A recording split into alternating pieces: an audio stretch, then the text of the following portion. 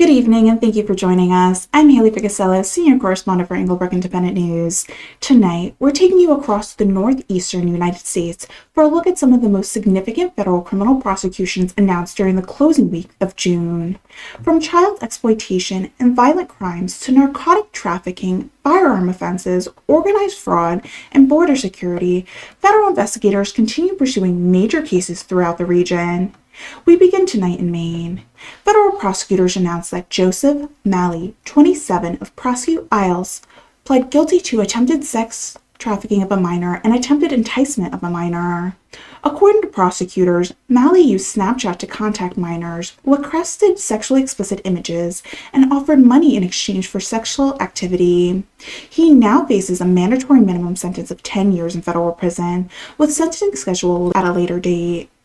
In Bangor, Jeremy Grigon, 30, was sentenced to 5 years in federal prison after pleading guilty to receiving child sexual abuse material. The court also imposed 7 years of supervised release and ordered $5,000 in restitution. Federal prosecutors also announced that Jean-Pierre Gurdon, 61, pled guilty to robbing a bank in Westbrook, Maine. According to investigators, he fled with more than $6,300 before being arrested a short time later. He now faces up to 20 years in federal prison. From Maine, we move west to Vermont. Federal prosecutors announced that Jeffrey Brown, 35, was sentenced to 36 months in federal prison after pleading guilty to illegally possessing a firearm as a convicted felon.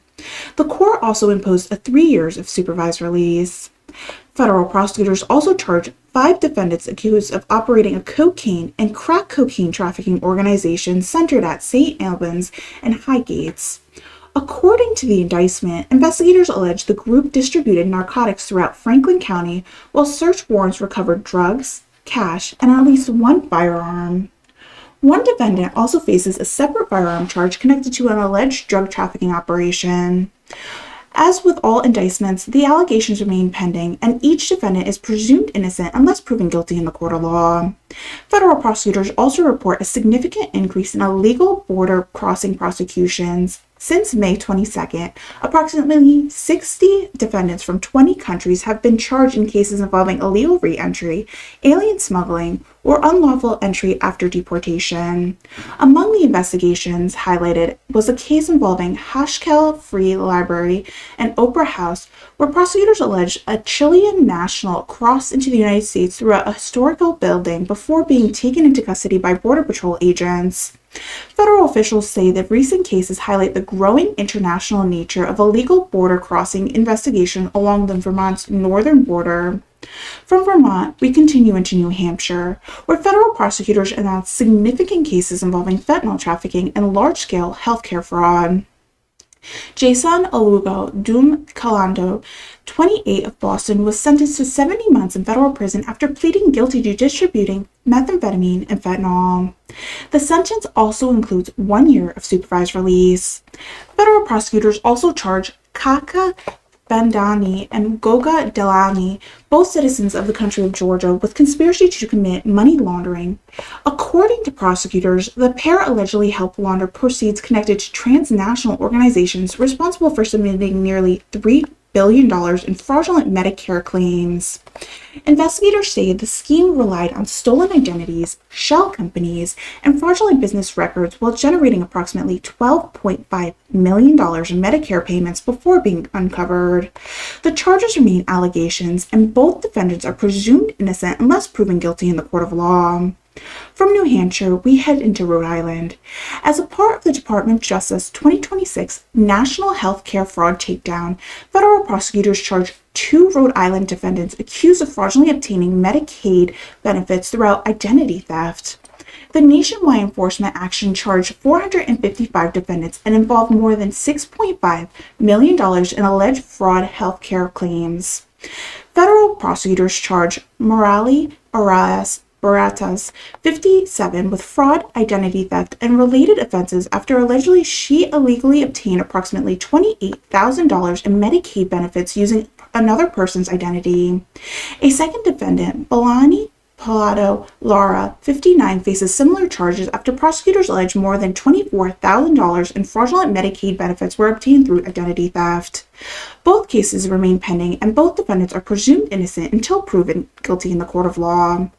Federal prosecutors also charged Richard Lahr, 34, following an undercover child exploitation investigation. According to investigators, Lahr believed he was communicating online with a 15-year-old girl before traveling to Rhode Island, where he was arrested upon arriving at the planned meeting location. He remains detained pending trial. Federal prosecutors also announced the sentencing of Christian Karan, 33, of Central Falls.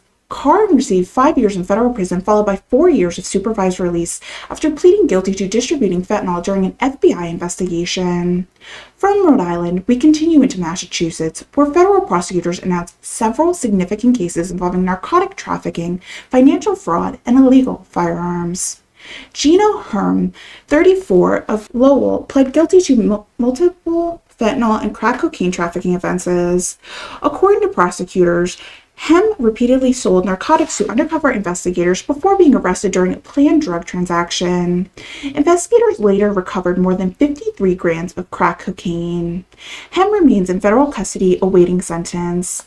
Federal prosecutors also announced the sentencing of Shanrich Anaplam, 36, of Newark, New Jersey. Anaplam received 1 year and 1 day in federal prison after operating an unlicensed money transmitting business that moved fraud proceedings into financial account overseas. The court also imposed 2 years of supervised release and was ordered to pay more than $304,000 in restitution. Federal prosecutors also announced the sentencing of Dennis McCurd Jr., 23, of Nashua, New Hampshire. McCurd received 5 years of federal prison sentence after pleading guilty to trafficking firearms in Massachusetts throughout illegal sales arranged on social media. From Massachusetts, we continue into Connecticut, where federal prosecutors announced cases involving child exploitation, narcotic trafficking, organized financial crimes, and immigration offenses. Federal prosecutors charged Marcus Francisco Javier Gomez, 23, of Norwalk, with multiple child exploitation offenses. According to prosecutors, investigators uncovered online communication with multiple minors along with images and videos allegedly documenting sexual abuse of children. The charges remain pending, and Gomez is presumed innocent until proven guilty in court. Federal prosecutors also announced the sentencing of Benjamin Dozer, 44, also known as Ace, and Blanco. Dozer received 36 months in federal prison, followed by 3 years of supervised release after supplying fentanyl to large narcotic trafficking organizations operating in southwestern Connecticut. Federal investigators also charged 4 Venezuelan nationals accused of participating in an organized ATM jackpotting conspiracy that allegedly stole more than $529,000 from financial institutions across Connecticut. According to prosecutors, the defendant allegedly used electronic devices and malware to force ATMs to dispense cash without authorization. The charges remain pending, and all defendants are presumed innocent until proven guilty in the court.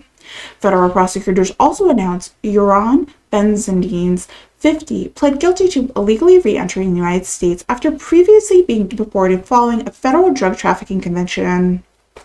He remains detained pending sentencing and faces up to 20 years in federal prison. From Connecticut, we continue into New York, where federal prosecutors announced major public corruption, organized crime, and sport betting investigations. Federal prosecutors unsealed a 13-count indictment charging 4 defendants in connection with allegedly bribing and fraud scheme involving New York City's emergency migrant shelter programs.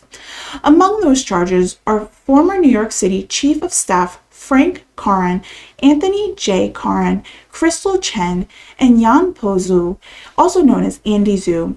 According to prosecutors, the defendants accused of bribery, wire fraud, money laundering, obstruction of justice, and tax-related offenses connected to migrant shelters contract valued at nearly $6.8 million.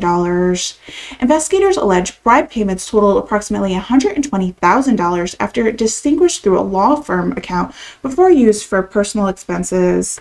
The charges remain allegations, and all 4 defendants are presumed innocent unless proven guilty in the court. Federal prosecutors also announced an indictment charging 6 individuals in an alleged sports bribery and illegal gambling conspiracy involving professional basketball. Among those charges are former NBA player Malik Beasley and Edward Davis, also with player agents Paolo Zamano. According to prosecutors, the defendants allegedly manipulated players, performing information to influence sport wagers and gain on unfair betting advantages. The indictment includes conspiracy, bribery, wire fraud, money laundering charges, carrying potential prison sentencing up to 20 years in prison. The investigation remains ongoing, and all defendants are presumed innocent until proven guilty in the court of law. From New York, we continue into New Jersey. Federal prosecutors announced Marvin Murphy, 50, of Philadelphia, received 97 months in federal prison for participating in a cocaine trafficking conspiracy operating in southern New Jersey. According to investigators, Murph arrived in Mount Laurel Hotel carrying more than $340,000 in cash to purchase approximately 10 kilograms of cocaine from an undercover agent before being arrested. Federal prosecutors also charged Eric Marquez Cruz, 21, after investigators alleged recovered a 3D printer, partial completed handgun frames, magazines, and approximately 70 machine gun conversion devices during a search warrant of his residence. The charges remain pending, and Cruz is presumed innocent until proven guilty. Federal prosecutors also announced the sentencing of Paulino Jr. Pananda Lopez, 35, of Oakland. Following a federal jury trial, Lopez received 210 months in federal prison after being convicted of conspiracy to distribute fentanyl and cocaine. Investigators seized approximately 9 kilograms of fentanyl and 1 kilogram of cocaine during the investigation. From New Jersey, we conclude our report in Pennsylvania and Delaware, where federal prosecutors announced significant cases involving financial fraud, child exploitation, violent crimes, and online exploitation of minors. We begin in Pennsylvania. Federal prosecutors announced Gregory J. Staffen Jr., 56, pled guilty to wire fraud and filing false federal tax returns. According to prosecutors, Stephan accepted more than $1.5 million from nearly 500 families of Headstone and Gravington services where he never completed or were significantly delayed. He also admitted responsibility for similar fraud charges in 10 additional prosecutions involving approximately $210,000 in additional victim losses. Sentencing will take place at a later date. Federal prosecutors also announced the sentencing of Isaiah Smith, 20, of Philadelphia. Smith received a statutory maximum sentence of 20 years in federal prison, followed by 20 years of supervised release after pleading guilty to possession of child sexual abuse material. The federal sentence will run consecutive to an existing Pennsylvania state prison sentence. Federal prosecutors also announced the sentencing of Matthew Hill, 30, of Philadelphia. Hill received 144 months, or 12 years in federal prison after pleading guilty to 2 armed carjackings and firearm offenses. According to prosecutors, Hill targeted victims selling vehicles throughout Facebook Marketplace before stealing the vehicle at gunpoint. From Pennsylvania, we conclude in Delaware. Federal prosecutors announced that Claudia Lennon, 24, of Brooklyn, New York, was been indicted on charges of coercion and enticement of a minor and interstate travel with the intent to engage in illicit sexual conduct. According to prosecutors, Lennon allegedly communicated online with a 14-year-old Delaware resident before traveling into Wilmington, where the investigators allege he sexually assaulted the victim. If convicted, Leon faces a mandatory minimum sentence of 10 years in federal prison and maximum sentence of life imprisonment. The charges remain allegations, and Leon is presumed innocent unless proven guilty beyond a reasonable doubt. Across the Northeast, these federal prosecutions reflect continued efforts targeting violent crimes, child exploitation, narcotic trafficking, organized fraud, public corruption, firearm offenses, healthcare fraud, border security, and financial crimes. While many defendants are pled guilty or been sentenced, others recently have been charged or indicted. Under our justice system, every defendant faces pending criminal charges is presumed innocent unless proven guilty beyond a reasonable doubt in a court of law. We'll continue following these cases as they move through the federal court system. For continued coverage of federal law enforcement, public corruption investigation, major criminal prosecutions, and breaking national news, continue following Englebrook Independent News. I'm Haylee Ficuciello. Thank you for joining us and have a great evening. Good night.